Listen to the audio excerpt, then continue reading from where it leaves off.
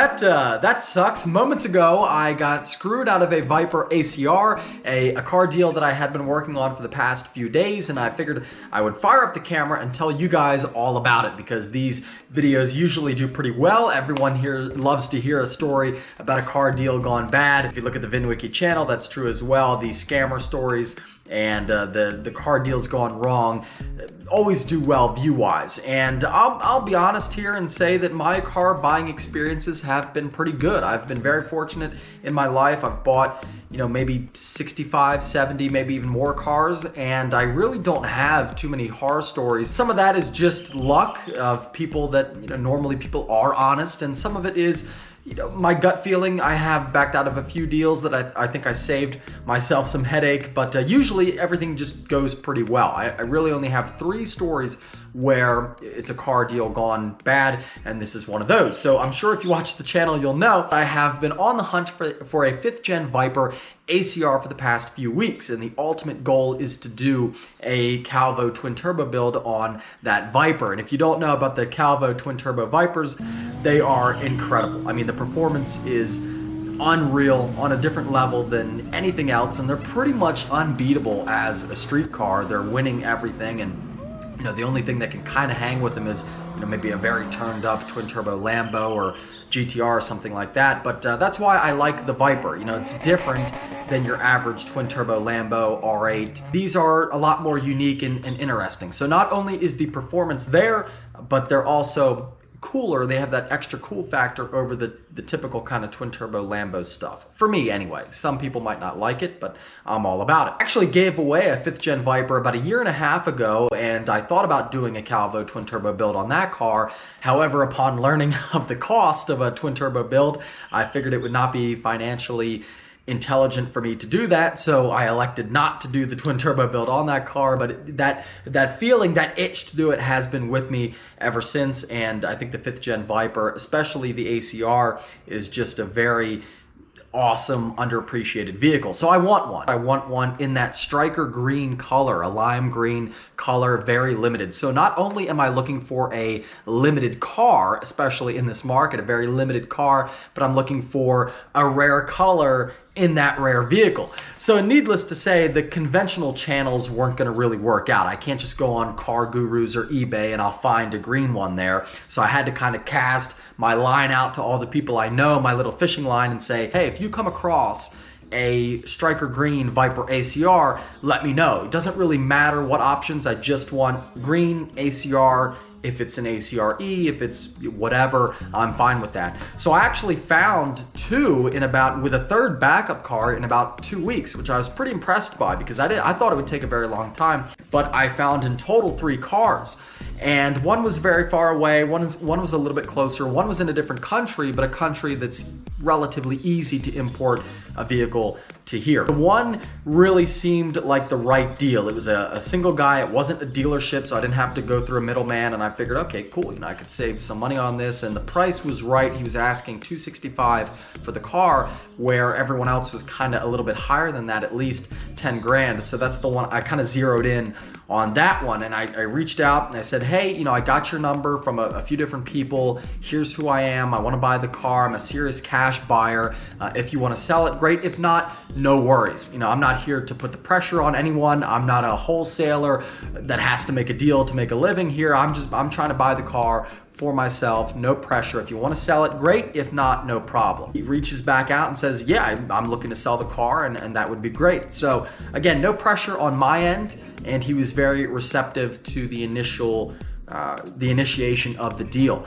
So we got to talking a little bit, and he tells me all about the car, sends all kinds of pictures, and throughout the entire process, which took a few days, over the course of a few days, there were no red flags whatsoever. He sent me all the info, all the right info. He had the title in hand. It was already paid for, so we didn't have to worry about getting the title from a bank or anything, and I'm a cash buyer, so this is like the easiest deal ever. Very easy. He's ready. He's got everything in order. I've got everything in order.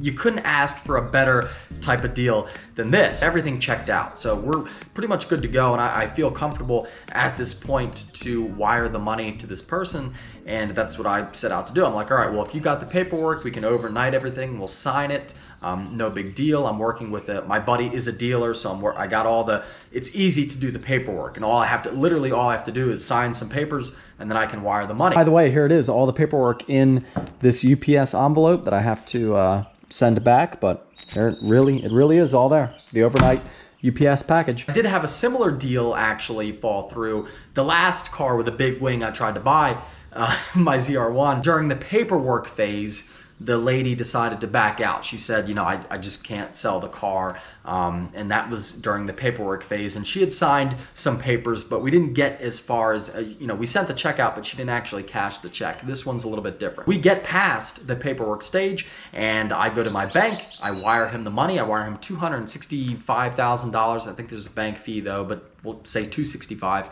And I wire him the money. And now I'm at the point where it's like, all right, well, we're good. Deal's done. And I'm ready to either fly out there and bring the car back, or I'll schedule a car shipper. And I'm not going to tell you where it is because it's pretty easy. Again, given the rarity of the car, it would be easy to figure out who this person is maybe. And I'm not in the business of sending the mob after people. I don't use YouTube for that. And I'm much more of a live and let go type of guy, unless someone does something really scummy or really bad. I think in my entire 6-year YouTube career, I've only ever called out maybe 1 or 2 people by name. I'm not the type to name drop and try to create drama and make someone's life miserable, unless they're a big scumbag, really scamming people, which I have called out a few. I don't think he meant anything bad from this. I just think he is a person that made a decision that I don't agree with, but nonetheless, again, I am a live and let go type of guy. We got to the stage where I actually did wire the money, and then I get a text the next day. And you already know if the text is going to start out like, hey, I hate to say this, when you're working on a deal, you know that you're in for a treat here. So I'm like, oh boy, I wake up to this text. And he's a couple hours behind me, so it's really early. He's got to be up all night stewing over this, and he waits until he thinks, oh, maybe he's up now, and sends me a text. And he says, basically, hey, I hate to say this, but I can't let go of the car now that the day to actually let it go is here. And my wife is saying this, and he pulls the old my wife card, which in my experience, guys love to use that as an excuse. I've never met someone's wife who actually really cares what the guy is doing with the car. Maybe it's their only car, but these guys who are like me, these idiots like me who have a car collection, I don't think their wives really care, but they love to throw out that line like, oh, maybe if I say my wife wants this, the guy won't be as hard on me.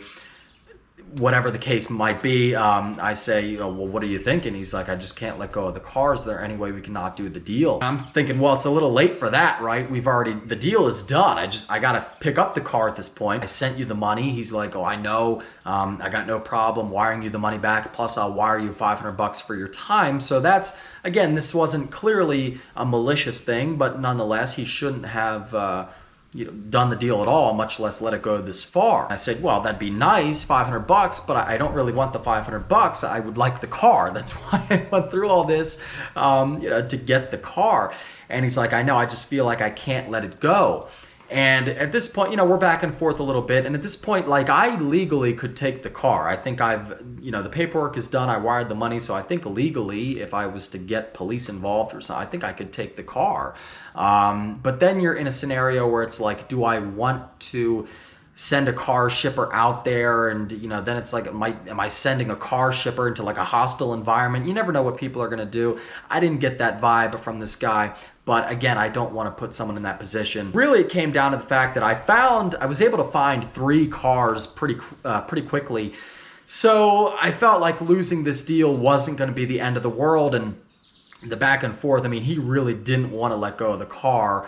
And I'd rather get one under better circumstances. Again, pointing back to the ZR1, it's actually a pretty similar scenario, really. Legally, I think we could have taken that car as well, the ZR1, but this lady, she was all like, she was crying. Now, this man wasn't crying, but this lady was crying, and so that's a little bit different, I guess. But I didn't care, male, female, crying, whatever. I take the same attitude. Very similar, just basically backing out of a deal being too far into the deal. This guy had even gone farther than the ZR1 lady. I decided ultimately, you know, if he's going to act like this, I'd rather not deal with it because it's going to take a couple days to get a shipper out there, and then who knows what, maybe he does something to the car. Again, I don't get that vibe from him, but if there are other vehicles out there, I think I can get a good deal, especially maybe, you know, a month goes by, maybe the market will drop a little bit. Hopefully it does. I can even get maybe a better deal, and you know, we'll see. But needless to say, I won't be going back to him for the deal, that's for sure.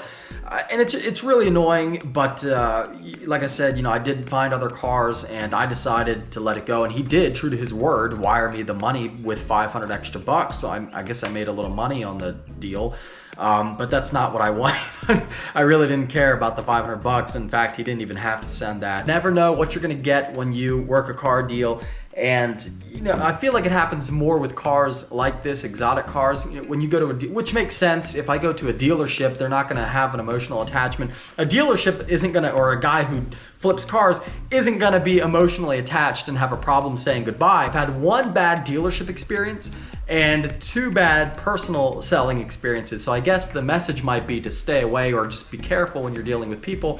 But again, both of these things ended up working out, and I didn't get the cars, but I ended up getting a better one. So this could be a sign that a better one is coming, a better deal is coming. If you believe that, if you're that type of person, you would say that this is a sign that something better is coming. So we'll hope that's true. If you enjoyed this upload, give it a big thumbs up. ACR coming, don't worry, take care, have a great night. Once again, that's all I got for you, but this upload has been brought to you by InChainDesigns.com. Right now, the Mustang, the 750 horsepower Celine Mustang giveaway is still live, and also there might be a bonus car on there that you get entered for if you enter right now. You might get 15 entries for both cars, and I don't know what the other car is, but if you check out the website, you'll see. So get entered, good luck, and I'll see you next time.